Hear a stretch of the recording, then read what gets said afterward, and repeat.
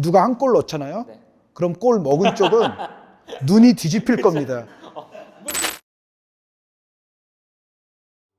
두 번째 경기 가나전이 있잖아요. 근데 이제 우리가 월드컵마다 생각하는 팀들이 있죠.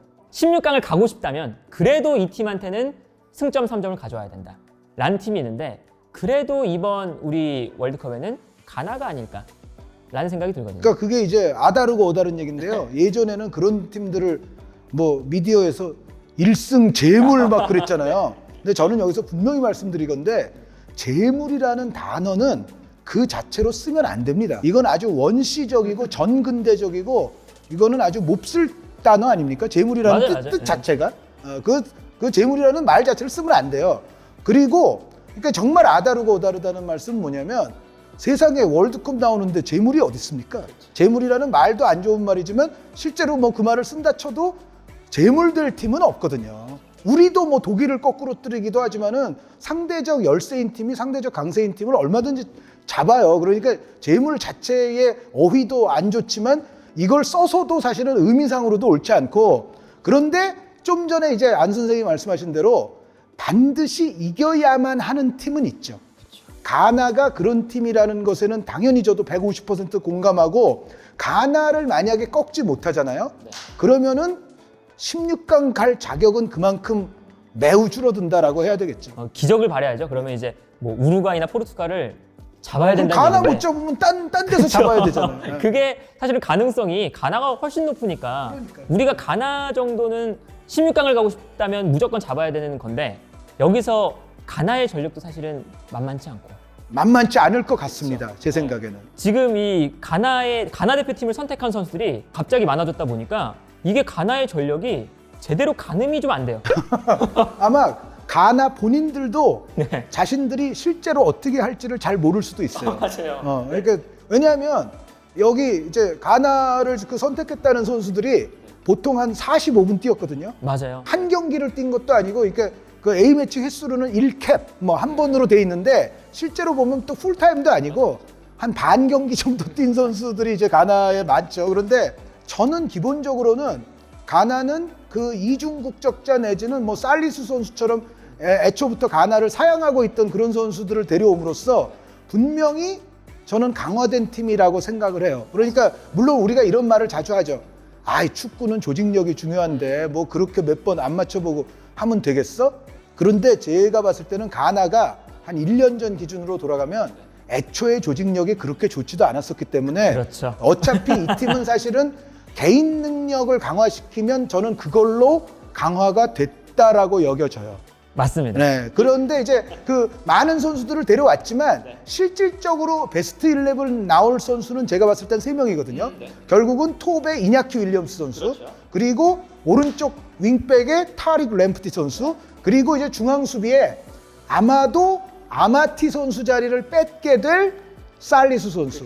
네, 살리수와 아마 알렉스 지쿠 선수가 두 명의 센터백을 이루지 않겠는가 싶은데, 혹은 또 가나가 3백을 쓸 수도 있어요. 맞아요. 3백을 최근에 몇 번 썼죠. 요즘 보면 오토아도 감독이 3백도 쓰기 때문에 3백을 쓸 수도 있는데, 근데 가나도 아마도 우리를 잡으려고 할 거 아니에요. 그러니까 우리 경기에서는 예전처럼 4백일 가능성이 높고, 그렇다면은 제 생각에는 아마티 선수보다는 살리수 선수가 들어오지 않겠나. 그리고 램프티와 이냐키 윌리엄스 선수까지 해서 나머지는 기존 가나 멤버로 저는 간다고 봅니다. 뭐 쿠두스나 파티나, 그렇죠. 뭐 바바나, 네, 아니면 아이유 브라더스 중에서 조던 아이유 선수. 그렇죠. 특히 오른쪽에 자주 나오잖아요. 그래서 아마 제가 생각했을 때는 가나전은 우리가 그래도 이 우루과이전보다는 훨씬 더 호전적으로 나와도 된다고 생각이 들거든요. 네. 네, 그런데 여기서 이제 우리가 조금 고민해봐야 될 건, 가나 국가대표팀의 최전방 라인이 만만치 않다는 거. 그렇죠. 특히나 이냐키 윌리엄스도 있고, 여기에 더해서 최근에 쿠두스. 네, 쿠두스 선수가 아주 가나에서는 다재다능한 선수예요. 그러니까 뭐 최전방에도 나올 수 있고 처진 위치에도 쓸 수 있지만, 심지어 이 선수는 양 사이드도 하라고 하면 할 수 있고, 심지어는 약간 더 내려가라고 하면 그것까지도 할 수 있습니다. 그러니까 거의 뭐 수비수 빼고는 거의 모든 포지션이 다 가능한 선수가 모하메드 쿠두스 선수죠. 마침 아약스랑 나폴리랑 네네. 챔피언스리그에서 붙길래 네, 김민재 선수가 한번 그렇죠. 상대해봤죠. 쿠두스를 상대했었는데 물론 이제 나폴리가 뭐 아약스를 압살했죠. 그런데 여기서 볼 수 있었던 게 쿠두스가 키가 그렇게 크지 않은 선수인데도 불구하고 요즘에는 이제 아약스에서 원톱으로 나오잖아요. 원톱으로 나왔을 때 김민재랑 붙었는데 그렇게 밀리지가 않는 거예요. 이 선수가 버티는 힘도 좋고 심지어 드리블도 좋고 하다 보니까 김민재 선수가 지금까지 이 나폴리로 이적한 다음에 가장 애를 먹었던 선수를 꼽아봐라 하면 물론 당연히 지루가 들어가겠지만 지루 그 다음 급 정도는 될 만큼 잘했거든요. 그러니까 우리가 물론 가나를 상대로 조금 더 공격적으로 나와야 되는 경기는 맞는데 이게 라인을 올렸다가 사실 이 쿠두스와 이냐키 윌리엄스라는 이 좋은 공격수들에게 무너질 가능성도 매우 커 보인다. 네. 네, 그런 생각이 들거든요. 그러니까 가나를 상대하는 우리의 키워드는 압박과 볼 간수입니다. 왜냐하면 이 경기는 두 팀 모두가 게다가 이게 두 번째 경기잖아요. 그러니까 경기의 그 순서도 굉장히 중요해요. 이 두 번째 경기면 여기서 이 두 팀 모두 이것을 이기면 희망이 보일 것이요. 이것에서 실족하는 팀은 굉장히 암울한 분위기에서 제가 봤을 때는 세 번째 경기 돌입할 확률이 높아져요. 그러면은 이거는 진짜 월드컵에서 좀 더 오래 있고 싶다면 사생결단이거든요. 그러면은 진짜 뺏고 뺏기는 싸움이 일어날 공산이 크죠. 둘 다 라인을 올려서. 네, 네. 서로 이겨야 되고 서로 골을 넣어야 되는 상황이고 또 아마 우리도 그렇지만 가나도 그래도 사우스 코리아하고는 우리가 해볼만 할 거야 라는 생각을 안 할 리가 없어요. 네, 맞아요. 그러면은 이제 서로 공격을 할 텐데 거기서 누가 더 효율적인 압박에 성공할 것이며 누가 더 볼을 쉽게 잃어버리지 않을 것인가. 그거는 매우 중요한 일이 될 겁니다.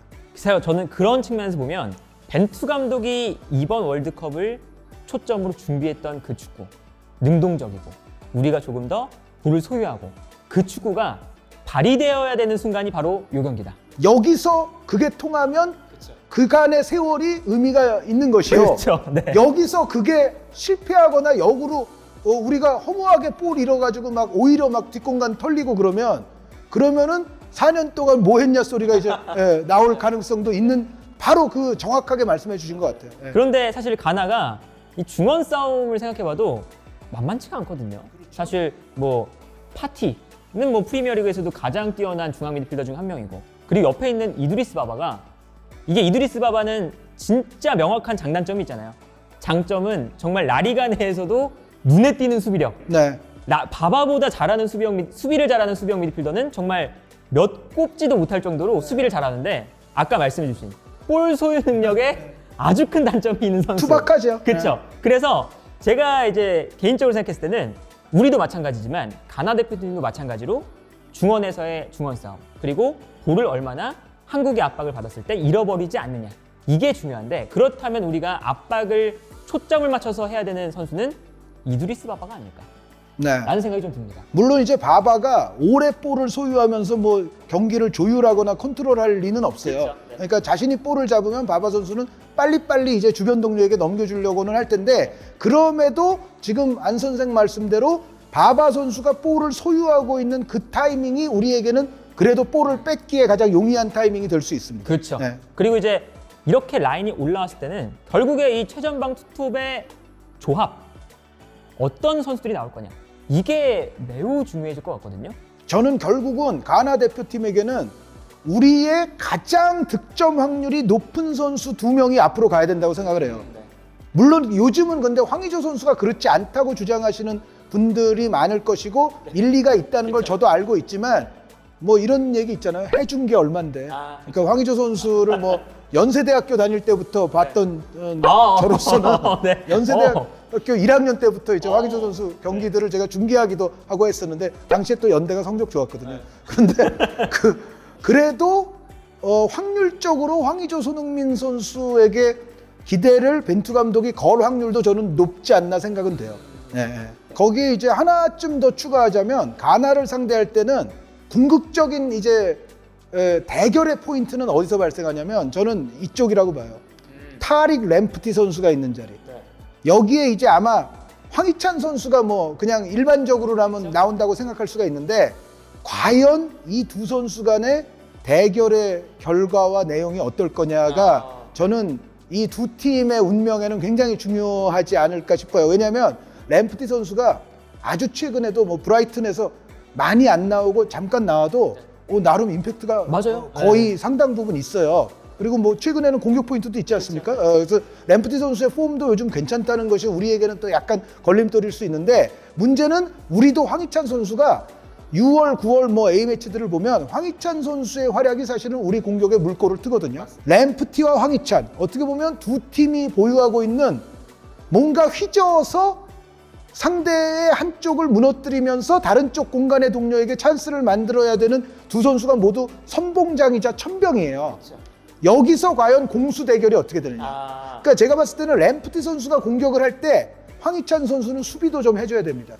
네, 황희찬 선수가 수비를 잘 안 도와주게 되면 뭐 김진수 선수가 됐든 뭐 센터백들이 됐든 사실 우리는 곤란해질 확률이 높아요. 그러니까 황희찬 선수가 자기가 수비해야 될 때는 수비 의식도 높여가면서 램프티 선수가 또 올라왔을 때 다른 동료 쪽에서 볼을 끊어주면 그 다음에는 램프티의 뒷공간을 또 무너뜨릴 수 있는. 네, 그러니까 수비할 땐 수비, 그리고 상대 올라온 거 이용해서 뒷공간. 요 두 가지를 황희찬 선수가 정말 저는 잘해줘야 우리의 승산이 높아진다고 생각을 합니다. 네. 그래서 한준희 의원님이 생각하시는 가장 키포인트는 이 공간. 네. 황희찬과 램프티의 대결. 네. 요 점을 한번 꼽아 주셨고, 한 가지만 더 지적을 하자면 이런 겁니다. 이냐키 윌리엄스 선수가 아시다시피 발이 빠른 선수예요. 물론 이제 결정력 같은 거는 조금 지적을 받을 때가 있지만 근자의 폼은 그렇게 나쁘지도 않고요. 또 환상적으로 넣을 때는 또 환상적으로 넣는 선수거든요. 그게 이제 빈도가 항상 높지가 않아서 그래서 이제 아틀레틱 팬들이 약간 이제 좀 아쉬움도 있지만, 근데 어찌됐건 우수한 기량이 기본적으로 있어요. 그런데 이냐키 선수의 이 라인을 타는 움직임에 이 중앙에 있는 우리 선수들이 좀 현혹당하다 보면 가끔은 이런 상황이 나올 수 있습니다. 이냐키 선수에게 예를 들어 수비형 미드필더와 센터백이 마크를 들어갈 때 이 토마스 파티 선수 앞에 슈팅 공간이 열릴 가능성이 있다. 그러니까 이냐키가 이 라인을 흔드는 움직임에 우리 센터백과 수비형 미드필더가 같이 좀 그쪽에 시선을 집중시킬 수가 있거든요. 그럴 때 순간 파티 선수 앞에 공간을 주면 여기서는 중거리가 나올 확률이 높다. 네. 토마스 파티가 중거리 슈팅 너무 잘 차는 선수. 네, 어떻게 보면 다른 것도 잘하는 게 많지만 또 그게 있어서 예전 아틀레티코 때부터 먹고 산 선수거든요. 맞아요. 네, 그러니까 아주 벼락 같은 슈팅 능력이 있죠. 그래서 윌리엄스 선수와 파티 선수 간에 발생할 수 있는 연동된 움직임에 의한 파티 선수의 슈팅 공간 창출을 우리가 조심할 필요가 있겠다. 네. 제가 생각했을 때 지금 가나의 뭔가 에이스라고 생각하는 선수가 쿠두스거든요. 네네네. 그래서 사실은 그렇죠. 쿠두스도 이 그쵸. 위치에서 또 사실 김민재가 따라가는 선수가 이냐키 윌리엄스가 될 것 같은데. 네, 이렇게 따라가는데 그렇죠. 김민재가 또 따라가게 되면 쿠두스를 마크하는 선수가 그럼 쿠두스가 또 들어가고 누가 될 거냐. 네.